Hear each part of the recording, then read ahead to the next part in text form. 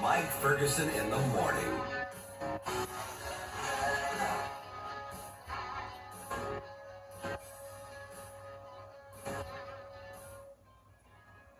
Okay, we're 18 days away from Election Day, and a lot of districts actually are going to experience something a little different, especially in South City and to some degree South County as well. They're going to go to the ballot and go, wait a minute, what's this? There's a name with an R behind it.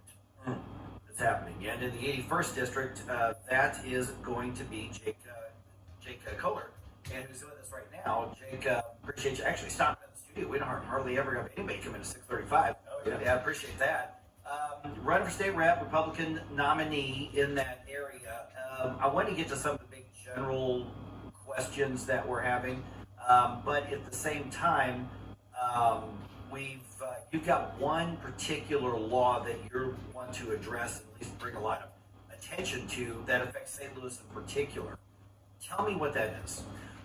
One of my main issues, sorry about that, is the LRA.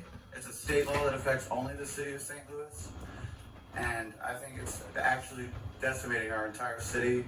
What it says is if you don't pay your property taxes for 3 years, your house goes up to auction at the sheriff courthouse. The problem with this system is that when no one bids on the house, meaning no one else wants it, and you can get these houses for $1,000, $2,000, super cheap. It's the back tax amount. No one else wants it. They kick these families to the curb, even though no one else wants to live there. So I think that's absolutely barbaric that we're kicking people out of homes that no one else wants to live in. This leads to other problems where they just board it up. It's supposed to sell them back to the public, but the LRA rejects 85% of the offers they get, and they have over 12,000 empty tax parcels around the entire city that's owned just by the city. And these vacant places, they attract crime, they attract squatters.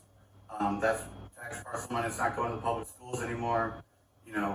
St. Louis City's population in the last 50 years has dropped to like 322,000. Why are people leaving the city? It's because they don't want to live next to these terrible houses and the other things. Like, my district covers Broadway. All these factories and businesses are all closed down. Like, this used to be a bustling city. We need to fix the political landscape to address those issues. Okay, real quick, before I know you answer that question, you said LRA a couple times. Somebody's going to want to look this up. Just tell me, what does that mean, and then Gabe, whatever you got next. It's the Land Reutilization Authority. Okay, the land reason.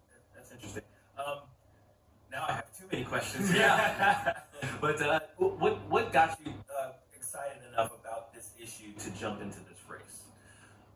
So I was a property manager in the north side for 6 years. So I dealt with the LRA. I saw like I said, the impact it has on neighborhoods and communities. And I think as a city, we are only strong as our weakest link. I think that, crime's a really big issue right now, and the police are stretched extremely thin, having to use more of their resources in the depopulated zones. So if we could fix some of those really, really bad areas, they'll be able to effectively patrol, the other parts of our city more effectively. Hey Jake, I just want to find out a little bit more about you yourself personally. Who is Jake Moore? Our core. Care. How do you pronounce your last name? It's Jake Care. Care. Okay. Jake Care. That's the first thing. That's good. Yeah, just so everybody's looking you up, it's Koehr. Yeah. Care. I'm 32 years old. I've lived in St. Louis my whole life. As I mentioned, I was a property manager. I worked for the city, the water department for 5 years. So first-person view of how inefficient the government can be. I'm currently in the labor's union. I'm working just downtown at the Butler building right now. And I've always had I've always enjoyed politics, which is kind of, I guess, rare. I just think, Mike said, that we haven't had a Republican challenge the seat. I'm the first one since 1996 to challenge the Democrats. I think at the heart of democracy, the people deserve a choice. And when you don't even hear the opposition, you lose, what makes democracy democracy. And so I think being able to get on shows like this and express a different viewpoint is very important to the people. Now, obviously, the biggest job of any state legislative body is the budget. The state of Missouri is sitting on a whole lot of extra money right now. They had kind of a weak sort of tax cut bill that was passed. But when you look at what you think the state's priority should be, what's the state doing right in funding, and what do you want to see done better, whether it's more funding in some areas or stuff where we can cut? Definitely cut. The government is encouraged to do poorly. They have no incentive to do a good job. You know, like I said, I work for the water department. My mom was a postmaster general. At the end of every fiscal year, they have extra money in the budget. They buy new computers, they buy new cars, they buy new plants around the office because if they don't use everything in their budget, they get less money. So the government is just waste because, you know, in the private sector, that's your profit that you just spent. But the government's like, hey, if I don't spend all this, I get less money next year. So they have no incentive to actually do a good job or to save us money. How do you change that culture? I mean, that's decades in the making, right? Yeah, they're entrenched in the system pretty good. I would privatize a lot of these things, and if something isn't going to be done by a private job, maybe it shouldn't be done at all. That's a bold move. Do you think you get? I mean, you know, let's say you got actually into the office. Do you think you get a lot of support for that sort of thinking?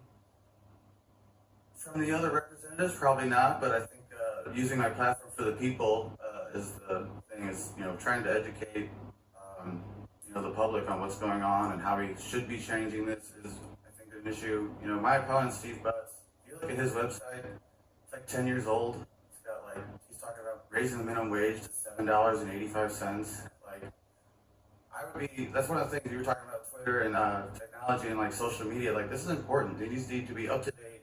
People need to be up to date. So that's something as a younger guy I bring, like, hey, I'll update this every day, let you guys know what's going on, let you know what the other guys are doing, not just what I'm doing as well. You brought up the LRA, and there are a lot of housing problems in St. Louis, not just those, but many others.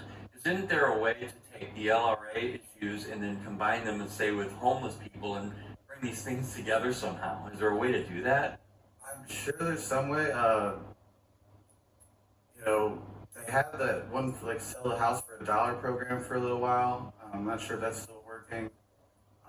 But yeah, I mean, the worst, I feel like when you sell these houses, like I said earlier, they reject 85% of the offers they get. The worst thing that can happen is it goes on the auction block in 3 years. So why don't they just sell them and give people a chance? So like these homeless people, or people that are down on luck, hey, I can buy a house for $1 and I can, I don't know, maybe improve it. Like, I don't know, it's much easier to get on your feet when you have a place to sleep and, like, you know, call home. So Yeah, that's why I thought that would be a nice idea to try and combine the two.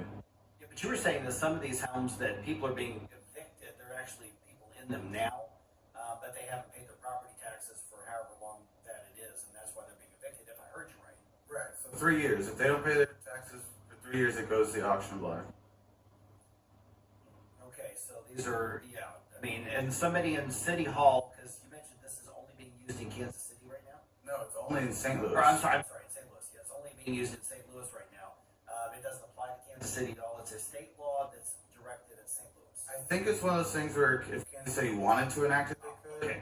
But it only affects St. Louis City because we're the only one that chose to do it. I think there's only 3 cities in the country that actually have a system like this.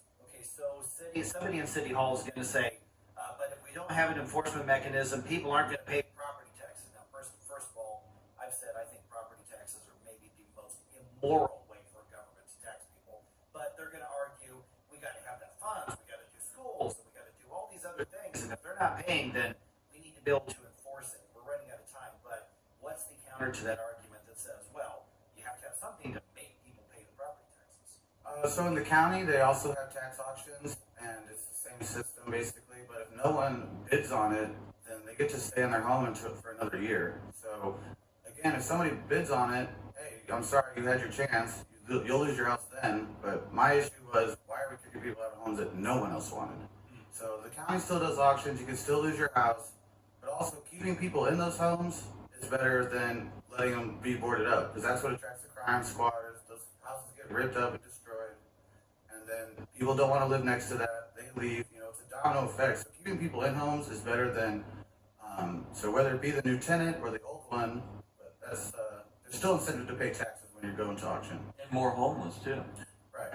All right, and just a real quick one. Obviously, there's a tension between sort of the rural Republican-dominated legislature versus the more Democratic, urban populated legislators. So, if you're a Republican from an urban area, what does that bring to the legislature? Well, I'm fiscally conservative. I'm probably the most conservative, fiscally speaking. So again, I would never vote for new taxes.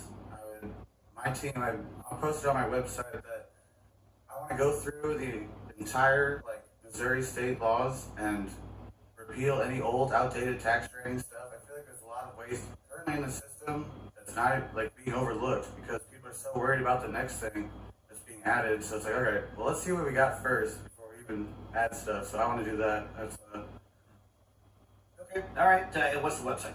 www.votecare.com, Koehr. All right, Jake, appreciate you being in. Hey, thank you so much for having me. All right, 314-912-1019.